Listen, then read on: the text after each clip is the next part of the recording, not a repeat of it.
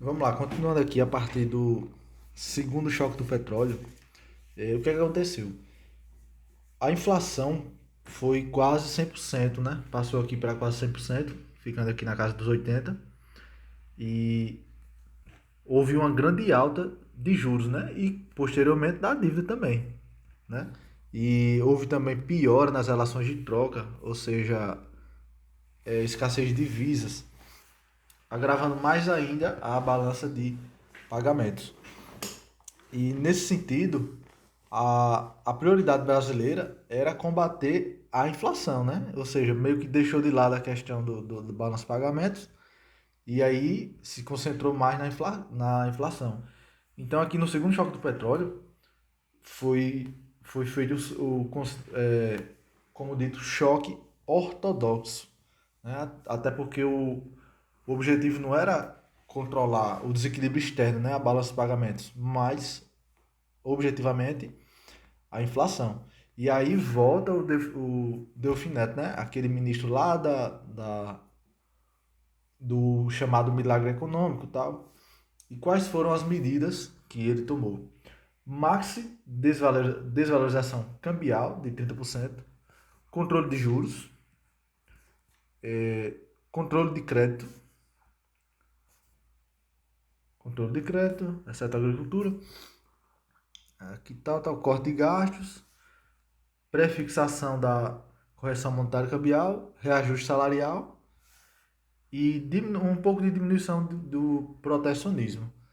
Ou seja, as medidas foram realmente puramente ortodoxas, né? Ele buscando controlar os juros, cortando o gasto, desvalorizando o câmbio, etc. E o que é que essas medidas obtiveram como resultados? Aqui já em 80.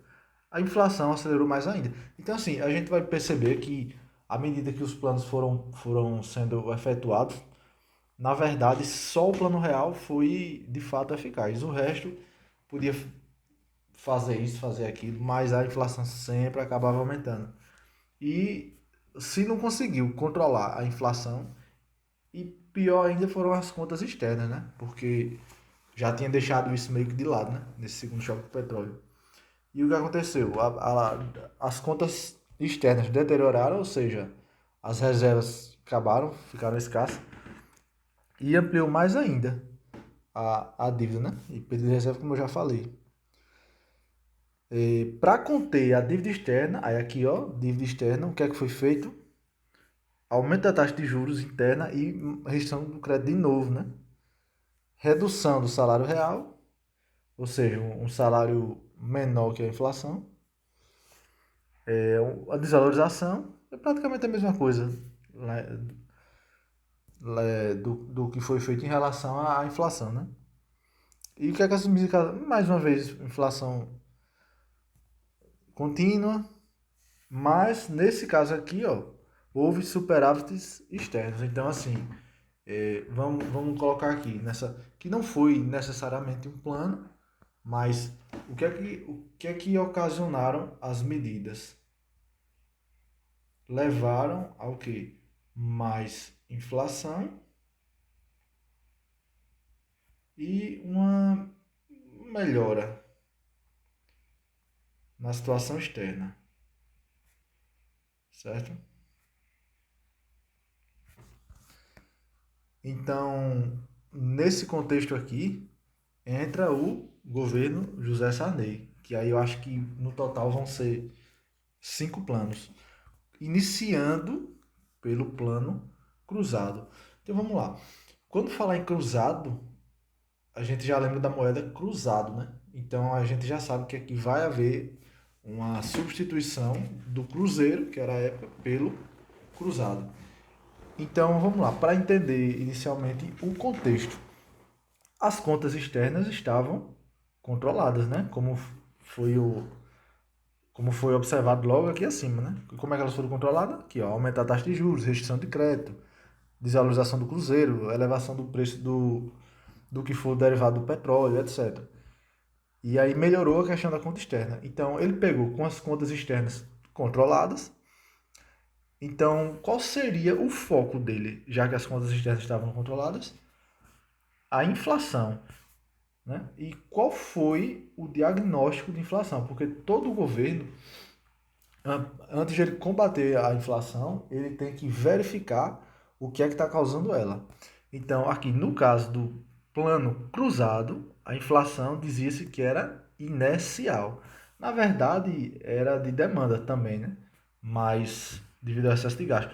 Só que o que tem que saber é que aqui foi considerada inflação, ela foi considerada inflação inercial, devido à indexação de preços, né? Então vamos lá. Inércia inflacionária diz respeito ao processo em que a passada se reflete nos preços presentes. Ou seja, se eu tive 10% de inflação no passado, necessariamente eu vou ter 10% aqui agora. É basicamente isso, né? E aí foi lançado o plano cruzado, que ele vai se basear aqui nesse considerado choque neutro, certo? Então o que é que ele fez? Primeiro essa reforma monetária, né? Ou seja, introdução do cruzado, substituindo o cruzeiro, né? Tentando manter um choque neutro, ou seja, a mesma distribuição de renda do governo. Foi feito também o gatilho salarial, que era que quando a inflação atingisse a partir de 20%, o salário aumentava esses 20%, né? Agora o detalhe, a inflação foi, sei lá, 50%. 55%, né? Já que eu escrevi errado. Quanto é que vai aumentar o salário? 20%. Então, ele não era indexado necessariamente à inflação, mas sim a esses 20%. Certo? Então, preservação dos tecidos coletivos, principais medidas aqui, ó. Congelamento de preços, certo? Ou seja, já são medidas heterodoxas. E esses preços eram tabelados na tablita, que era uma tablita de preço, né, que foi até utilizada pelos chamados fiscais do Sarney na época, tal. Isso era medida contraindicada pelo FMI, né? E o que é que não foi, os preços foram fixados, né? Taxa de preço, congelamento de preço. Agora, não entrou nessa conta nem a questão da energia, e eu não sei se vai ter aqui, mas também os aluguéis. Aqui, ó, aluguéis recompostos. Então, energia e aluguel ficaram fora aí desse congelamento. Taxa de câmbio fixa, taxa fixa. Então, essa taxa mais um pouquinho na frente vai mudar, mas aqui, ó, no plano cruzado, vamos lá, palavras-chave: inercial, gatilho salarial dos 20%, choque neutro, choque neutro, congelamento principal, né? Congelamento de preço, menos aluguel e energia, que eu não vou colocar aqui. Taxa fixa também, taxa de câmbio fixa, taxa fixa, cruzado pelo cruzeiro, né? Eu também não vou colocar porque o próprio nome já remete a isso. E vamos ver o que é que tem. O fim da conta movimento, que na verdade foi um pouquinho mais para frente, mas a gente já considera aqui, que era aquela conta que alimentava, né? O ministro da Fazenda fazia o que queria aqui. Foi considerada uma coisa muito boa à época. Criação do STN, política monetária expansiva, né? Ou seja, os planos heterodoxos eles consideram que a expansão de moeda é uma mera consequência da inflação, né? E não que ela causa. E aqui a proibição de indexação encontrada. Então, assim, tentava-se acabar com a indexação, porque a indexação era o que alimentava a inflação inercial. Né? Então, continuando aqui. O único resultado do plano foi queda de juros. E caindo os juros, ocorreu o quê? Fuga de capitais. E com a fuga de capitais, a situação externa, que era boa, foi deteriorada. Ou seja, as divisas foram embora. E houve algo também principal aqui, ó, escassez de produtos. E por que houve essa escassez de produtos? Vou até colocar aqui. Escassez de produtos. Por quê? Porque como os preços foram congelados, nem todo mundo tinha reajustado, né? Isso foi foi algo que surpreendeu a todos, foi de surpresa. Então, quem não tinha reajustado os preços não compensava estar ofertando eles, né? Então, assim, o governo podia obrigar as pessoas a venderem naquele preço que era tabelado, lá na considerada, na chamada tablita, né? Mas não podia obrigar ninguém a ofertar. Então, ocorreu, de fato, essa escassez de produtos no mercado, né? Então, a falta de oferta que também leva é causa de inflação. Então, o que é que aconteceu também, decorrente dessa escassez de produtos? Ocorreu questão de mercado negro, ou seja, o cara não vendia na prateleira, mas quem quisesse comprar ali escondido tal, aí ele vendia por um valor mais caro, certo? Então, como não deu certo, né? Ou seja, o único resultado que teve foi uma queda nos juros que levou à fuga dos capitais e deteriorou a situação externa, além da própria escassez de produtos. Aí houve duas tentativas, né, de salvar o plano. A primeira foi o cruzadinho, que nada mais foi que aumentar impostos, ou seja, aqui era uma forma de empréstimo compulsório no combustível, na gasolina. E o cruzado 2, aí o que aconteceu? Já teve algumas pequenas mudanças. No próximo plano, que é o plano Bresser, vão haver mais mudanças. Mas aqui o que aconteceu? Vamos lá. Primeiro que a inflação, que era considerada apenas inercial, aí foi considerada a escassez de oferta também. Lógico, né? Se estava havendo escassez de, de produtos, é porque estava havendo escassez de oferta, né? E começou a considerar aí a questão da inflação de demanda também, né? Como foi dito aqui, ó, que era inercial, era, mas também era, ó, de demanda. Então aqui no Cruzado 2 foi, foi considerado que a inflação também era de demanda, né? Além de ser de oferta, né? Que isso aí já estava na cara. Aumentou impostos e tarifas, buscando uma maior arrecadação. E aí foi necessário haver um rompimento no controle desses preços, né? E claro, rompeu o preço, reajustou, é igual a inflação. E aí inicia-se essa instabilidade financeira, fuga de capitais. Diz inclusive aqui que uma das causas do fracasso do plano cruzado, uma das causas foi que o congelamento de preço, congelamento foi muito longo, certo? E não deveria ser tanto tempo. Mas aí, por questões políticas que fogem aqui do escopo do assunto, não é necessário entrar. Mas que foi um congelamento muito longo. E aí ocasionou todos esses problemas e não resolveu a questão da inflação. Na verdade, até que ali, inicialmente resolveu, né? Num curtíssimo prazo. Lógico, a mercadoria que estava na prateleira, se os preços foram congelados, então ali naquele momento inicial tinha a oferta desses produtos e tinha um congelamento de preço, né? Lembrando que antes disso, antes dele congelar os preços, ele reajustou os salários, né? Ele fez um reajuste, né, ali do salarial, no outro dia congelou os preços. Então, as pessoas tinham dinheiro para comprar inicialmente e tinham os produtos. Logo, a inflação ali durante um prazo muito curto estacionou. Mas aí começou a escassez de oferta, a instabilidade, os juros baixaram e capital estrangeiro foi embora.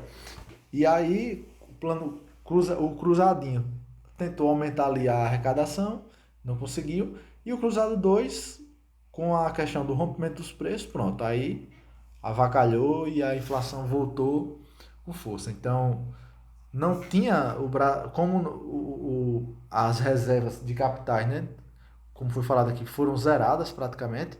O Brasil decreta a moratória, né, em fevereiro de 87. e volta a reindexar a economia. Então, assim, basicamente voltou para a situação inicial que já estava, né, de uma forma pior. Por quê? Porque inicialmente você tinha inflação, mas a situação externa estava boa. Aqui a gente tem uma moratória, que, ou seja, zero divisas, não está pagando ninguém. Pública, você fecha a economia, você reindexa a economia, que foi tentado desindexar, né? Mas você reindexa ela, e aí fica nessa questão do congelamento, só que dessa vez parcial, né? E aí nessa entra o plano Bressa, né? Muda o ministro, e aí foi considerada mais uma vez essa expectativa de congelamento, né? Aqui o plano Bresser vai ser meio que alguns erros que foram observados pelo governo no plano cruzado, né, e nos desdobramentos dele, e vai tentar corrigir. E a gente vai perceber isso aqui. Então vamos lá, a expectativa de congelamento causava inércia, né? Logo, de fato, inflação inercial. Além do excesso de demanda. Por quê? É tudo uma sequência lógica. Se eu tenho uma expectativa de que os preços vão ser congelados, eu aumento logo na condição de produtor. E por outro lado, eu na condição de cliente.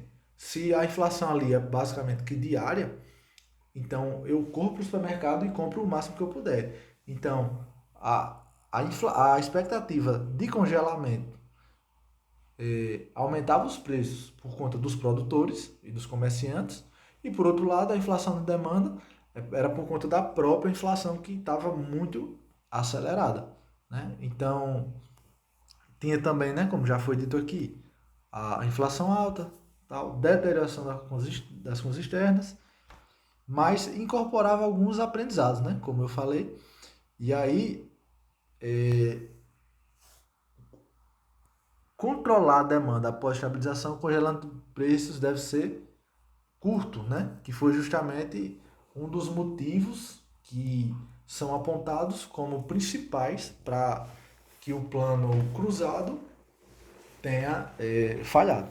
Então, ele visava, o que é que o plano visava? Visava apenas deter a inflação, a aceleração inflacionária, né? Ou seja, não era zerar, nunca foi zerar a inflação, mas conter em certa medida ali. E aí o que é que ele fez? Ele retirou o gatilho salarial, né, de 20%, o que reduziu o déficit público, né?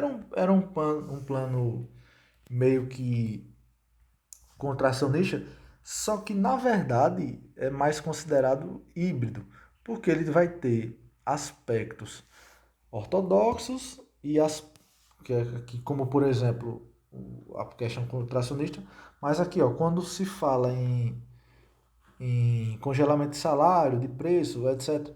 Aqui já são medidas heterodoxas, então foi um plano mais híbrido, né? Tinha das duas, tinha um pouquinho de cada aí. Então, quais foram as medidas adotadas, né, depois de toda essa contextualização? Congelamento de salário e preço, mais uma vez, só que por 3 meses, ó, 90 diazinhos aqui, né? Então, por 3 meses. Desvalorização cambial, né, como a gente já observa no decorrer do, dos governos, sempre vem nesses momentos de grande inflação, eles tentam reduzir a taxa cambial. E também, ó, medidas contrárias aqui, ó. Não congelamento de câmbio. Então, enquanto a taxa do plano cruzado era fixa, aqui não era mais fixa, né? E como era ela? Mini desvalorizações diárias, né? Então, vamos aqui colocar as diferenças. Congelamento. O congelamento houve em todos, até no colo, só no plano real, né? Que não houve congelamento de preço e salário, mas plano Bresser, plano verão, plano cruzado, plano colo, todos houve congelamento de preço. Então, agora, congelamento curto, vou colocar assim, 90 dias. A taxa mini desvalorização cambial.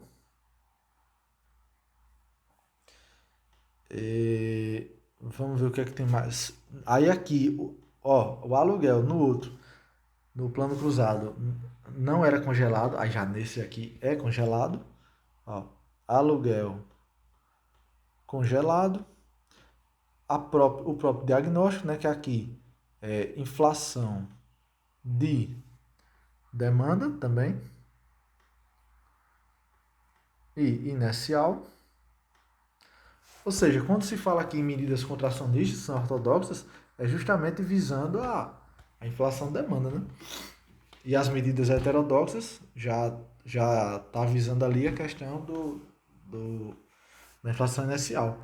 Então, ó, não congelou a taxa de câmbio, mini desvalorizações, o aluguel já foi congelado dessa vez, mudou o IPC, tablita com desvalorização e tal. Foi criada a URP, que era a Unidade Referencial de Preço, né? Que corrigiu o salário nos 3 meses seguintes, como foi falado aqui, a cada 30 dias. Então, eu vou colocar aqui também o RP. E assim, o plano Bresser foi um plano mais ou menos também emergencial e não deu certo, né? Se tivesse dado certo, não teria vindo outros mais à frente. Então vamos lá. Começando ali do choque do petróleo, para não esquecer. Um pequeno resumozinho. Choque do petróleo, a inflação estava já ali em 80%, a dívida aumentando, juros lá em cima também. E aí foi feito um choque ortodoxo, né? Com max desvalorizações cambiais. E aí nesse contexto ocorre a moratória do México e aí ocorre uma fuga, né, de divisas do Brasil. Então a demanda também contrai, desemprego lá em cima e com essa aumento dos juros, né? Sempre que aumenta os juros, entra um pouquinho mais de divisa. E aí, com essa questão do aumento, porque eu falei primeiro os juros do que o próprio problema. Mas, enfim, com o aumento dos juros e posteriormente da dívida, melhorou a balança comercial, né? Então, apesar de a inflação ter dado uma estouradazinha para entregar o governo ao próximo, né? Que foi o... Como é o nome do Sarney, né? Para entregar a Sarney. Entregou com a inflação lá em cima, porém a conta externa estava melhor, né? Isso decorrente do aumento de juros, da redução de crédito, redução salarial e das desvalorizações cambiais, né? Então, resumindo, aumentou a inflação, mas houve um superávit externo. Então, aí nesse contexto, entra o José Sarney com plano cruzado. Então, o diagnóstico era que a inflação era inercial, mas na verdade era demanda. E aí, cruzado, o que é que ele fez? Ele trocou, né? Fez essa reforma monetária, trocando o cruzeiro pelo cruzado, é o chamado choque neutro. E aí ele congelou o preço, só que antes disso ele aumentou o salário e deixou pronto já o gatilho salarial, que quando a inflação atingisse 20%, acionava esse gatilho, a taxa era fixa, tablita. O que é tablita? Era o nome da tabela com os preços que foram congelados, né? Ele acabou com aquela conta corrente. A política monetária é expansiva, né? Decorrente do choque heterodoxo, choque neutro no sentido da questão da moeda. Trocou ali o cruzeiro pelo cruzado, certo?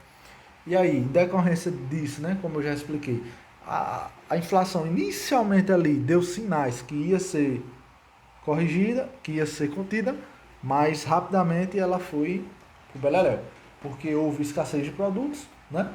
E aí foi necessário tomar mais algumas medidas que iam acarretar em mais inflação. E também lembrando que os aluguéis, a questão de aluguéis e energia, não entraram no congelamento. E aí veio o plano cruzadinho, que nada mais era que um aumento de imposto ali no combustível, aumento de imposto, mas na verdade era um empréstimo compulsório, né?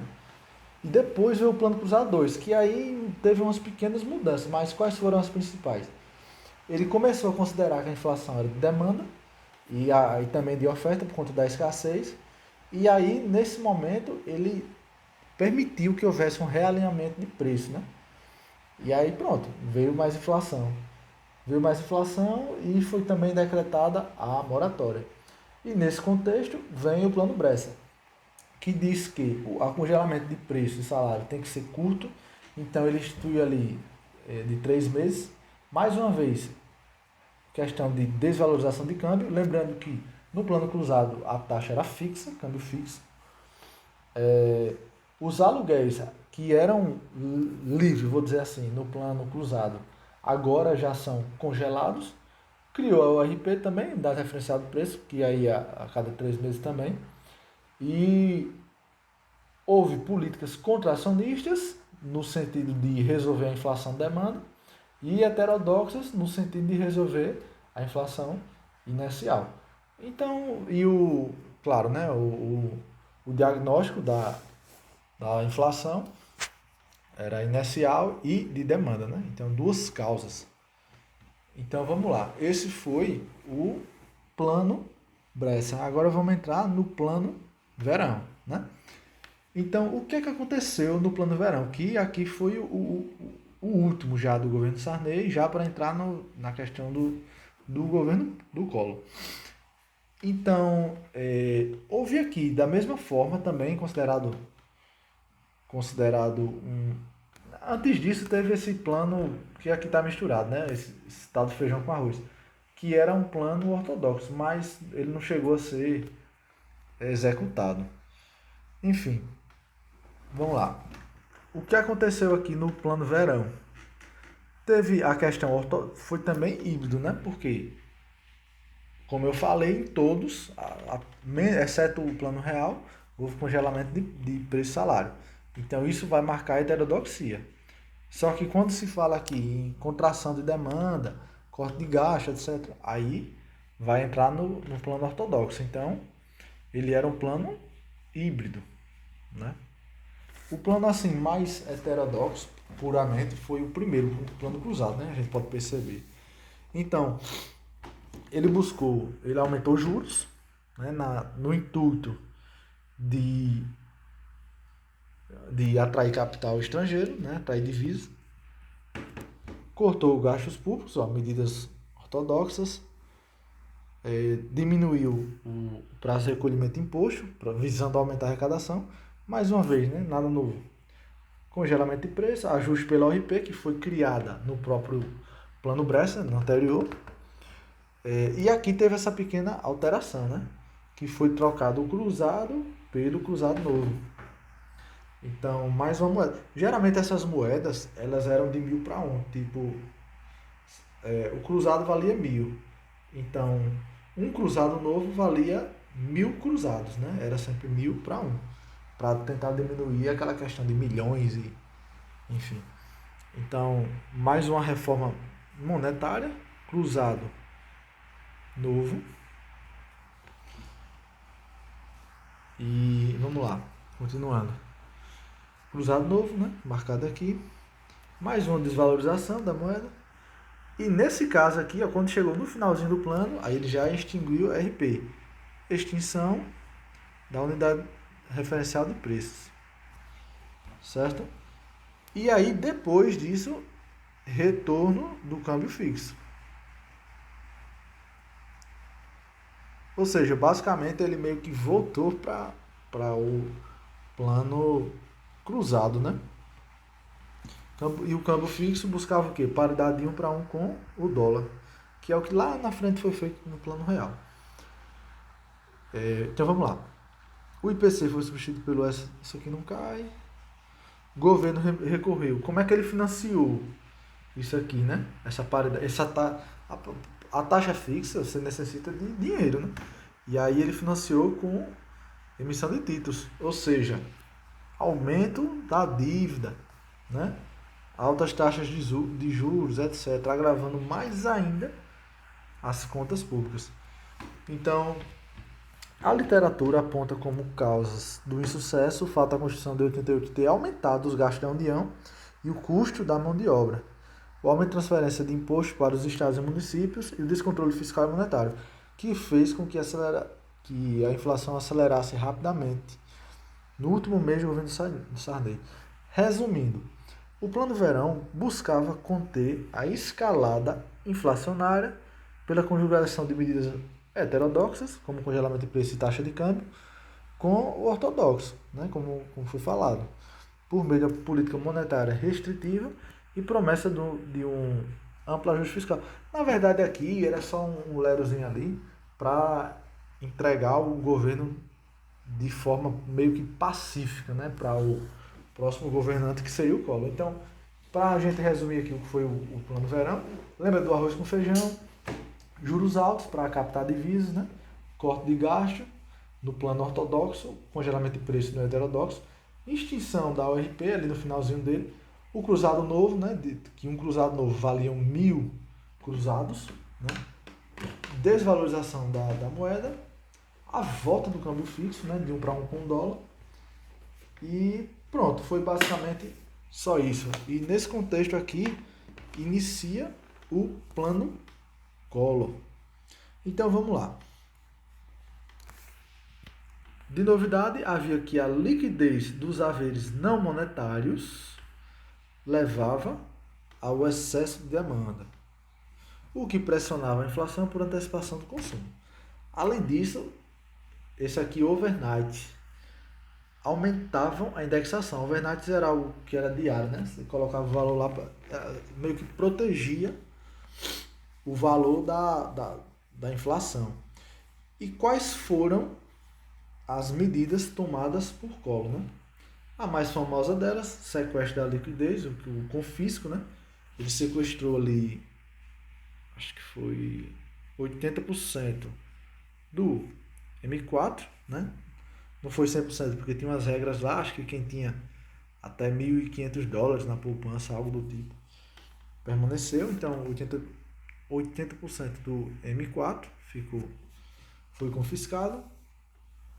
Houve uma reforma administrativa e fiscal, congelamento de preços como todos, desindexou os salários, e aí voltou o Cruzeiro, né? O Cruzeiro lá do plano anterior ao inclusive plano cruzado, né? Voltou para o Cruzeiro normal, para o Cruzeiro, criou o IOF, né? E o câmbio foi flutuante.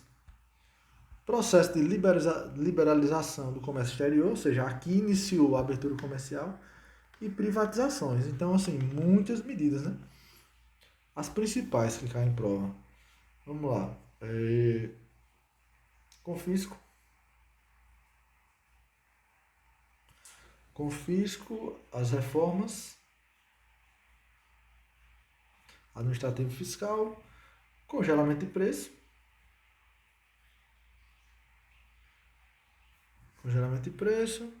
desvio do salário, Cruzeiro de volta,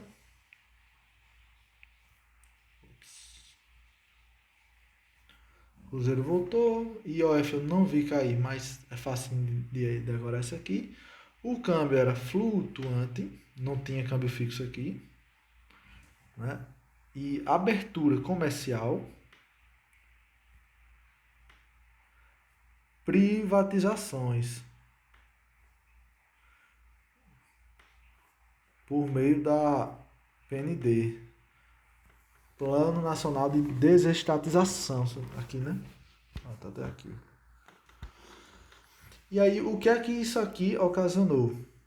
Primeiramente, se você tira o dinheiro, você está diminuindo a atividade econômica. E não, então, queda na atividade econômica. O PIB retraiu quase 10%, né? Retraiu 8%. Outra coisa também, essa abertura, como não vai falar aqui, eu vou falar logo. Essa abertura comercial, ela acabou aumentando a concorrência, e os brasileiros, as empresas brasileiras, muitas delas não tinham competitividade para concorrer com os estrangeiros, né? Então, quebrou muitas das empresas, fecharam muitas empresas.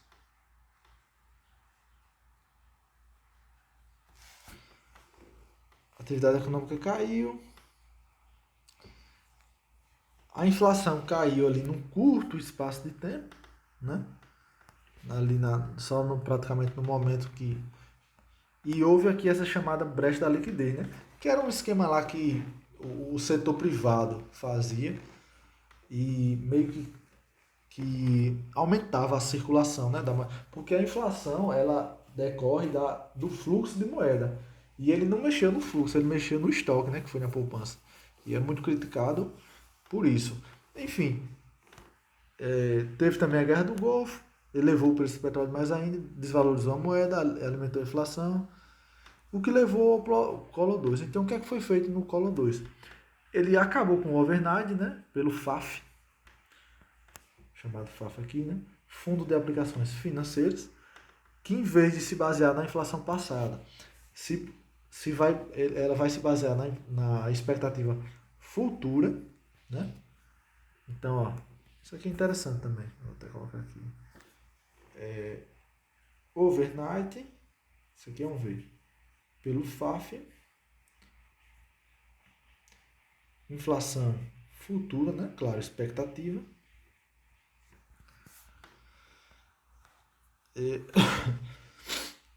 Criou a taxa referencial, a TR, que era o que justamente via isso. Reduziu gastos, o que levou à recessão.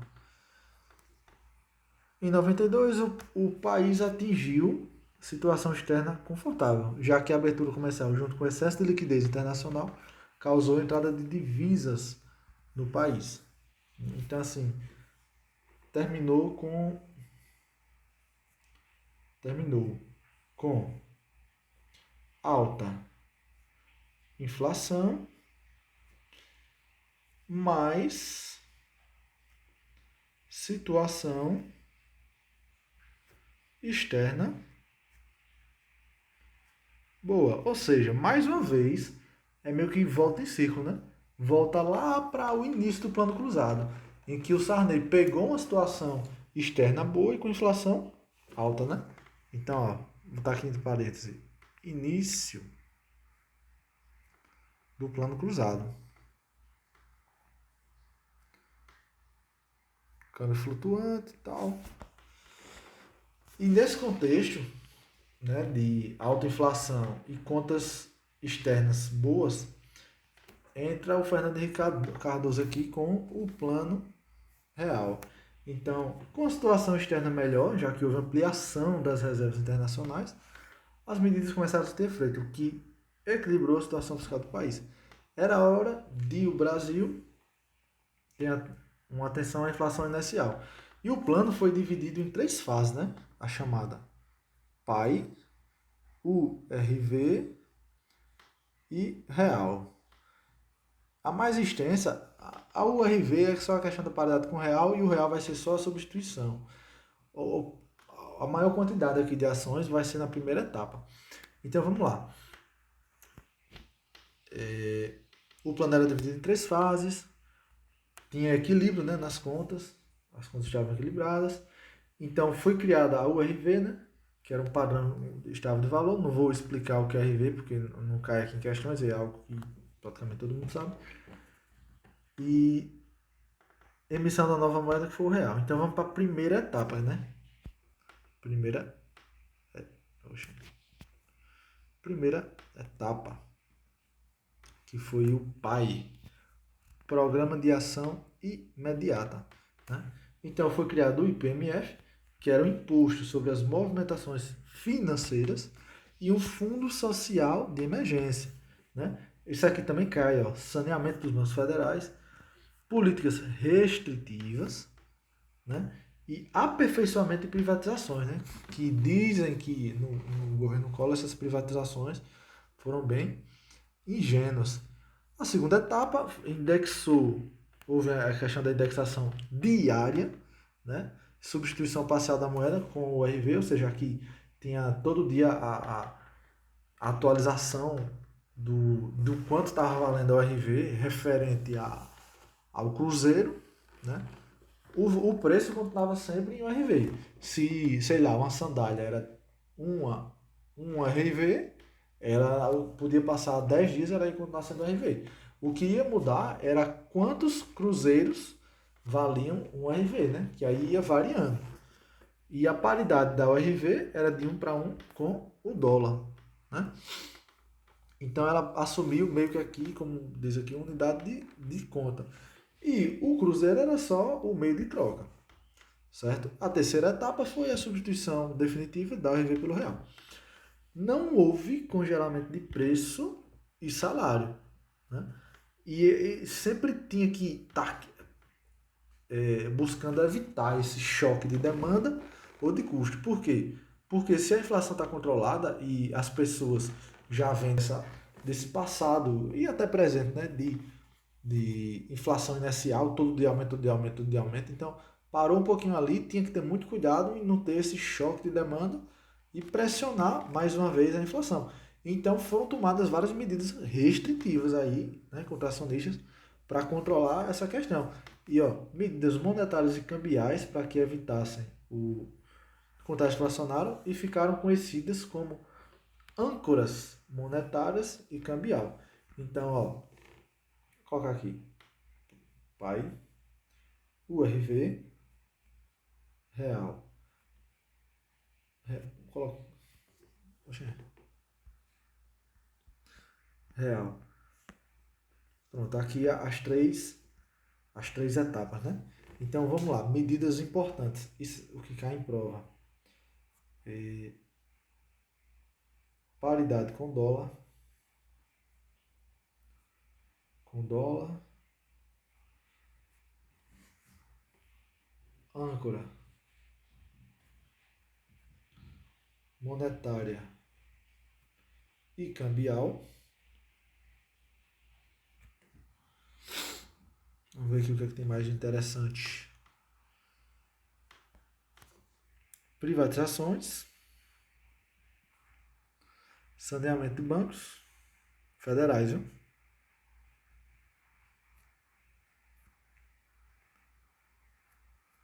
Aquele imposto de movimentação financeira é o IPMF.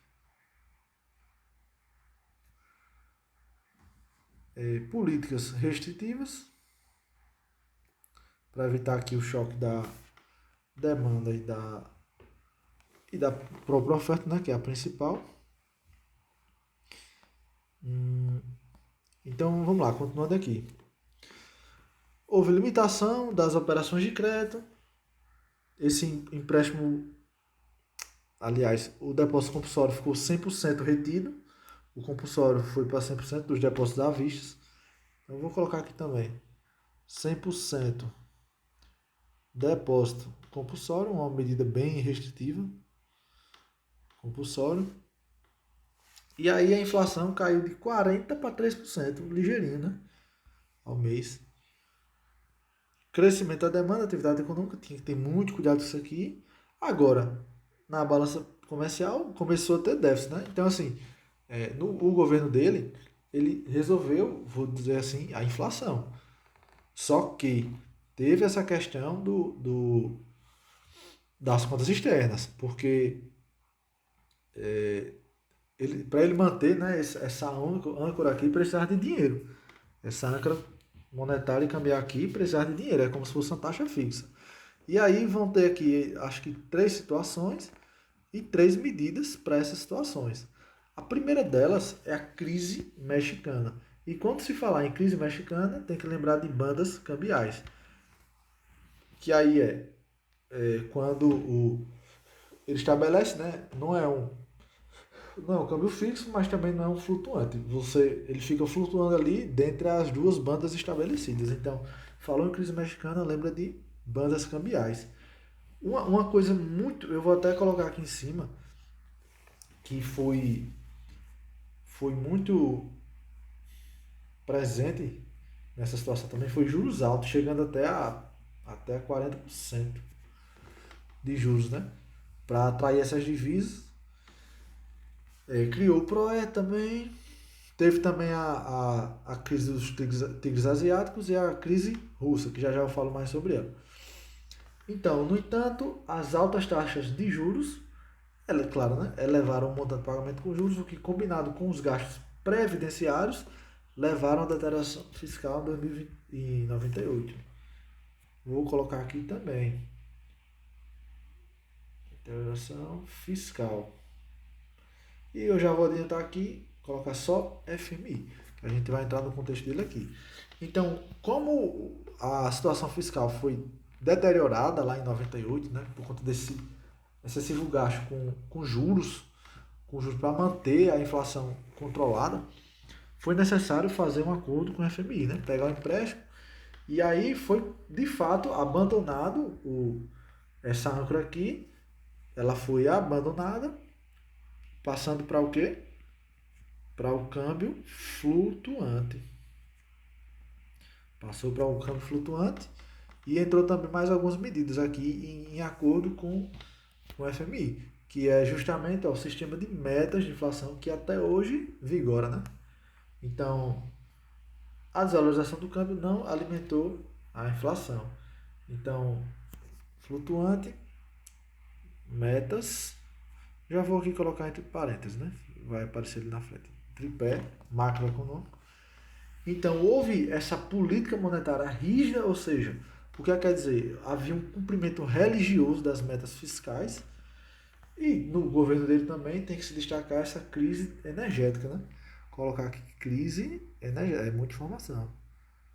Energética.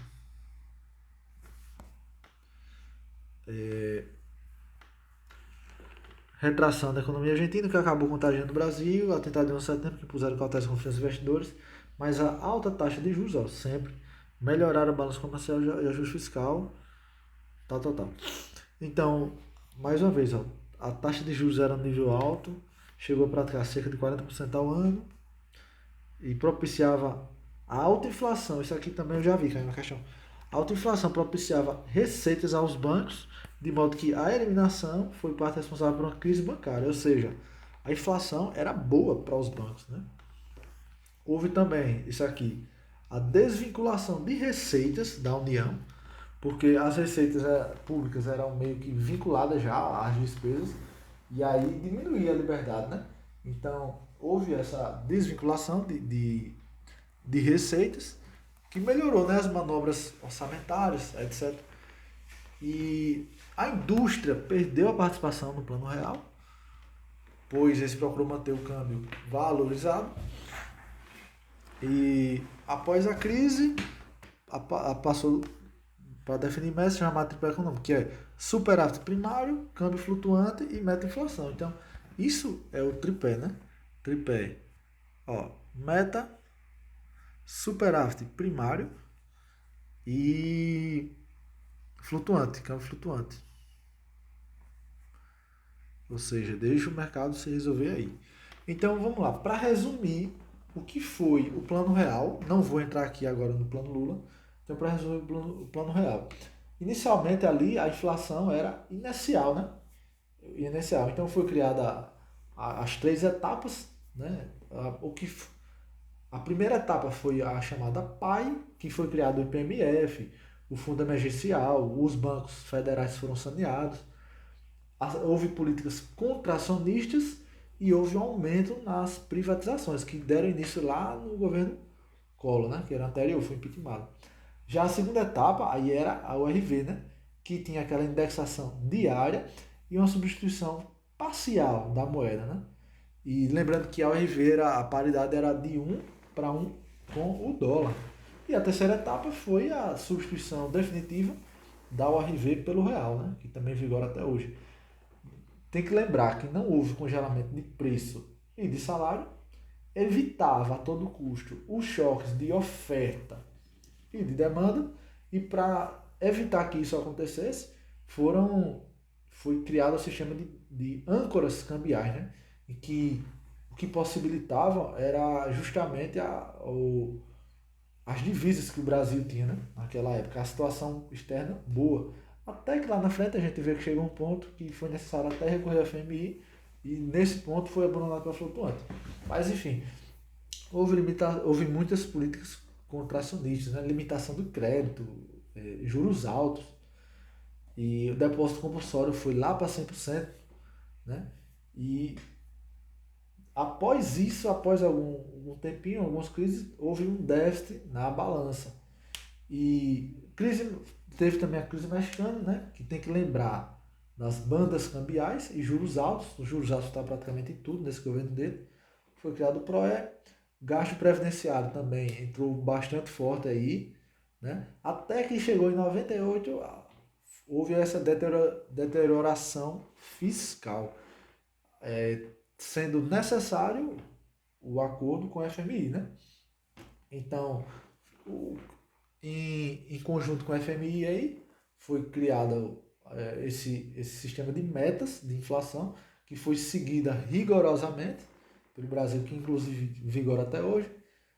Junto isso foi, né, o denominado tripé macroeconômico, que vai ter o que é o tripé? Vai ser o câmbio flutuante, que nesse ponto também foi abandonado, né? Era a questão da âncora, né? A âncora cambial, né? E exatamente, a âncora cambial, então foi o câmbio flutuante, a busca pelo superávit primário e o respeito às metas de inflação.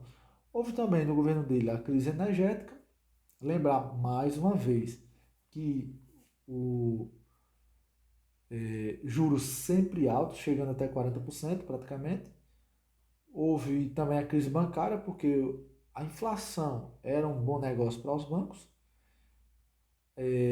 No caso da crise asiática, que eu falei que ia falar, né? Na crise asiática foram tomadas 51 medidas fiscais. Foi também criado, eu vou até anotar aqui, na questão das medidas fiscais, esses 3 pontos que vai não vai cair aí.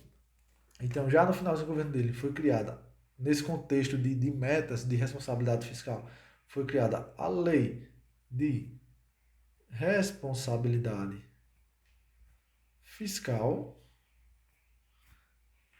Foram criadas bastante agências reguladoras.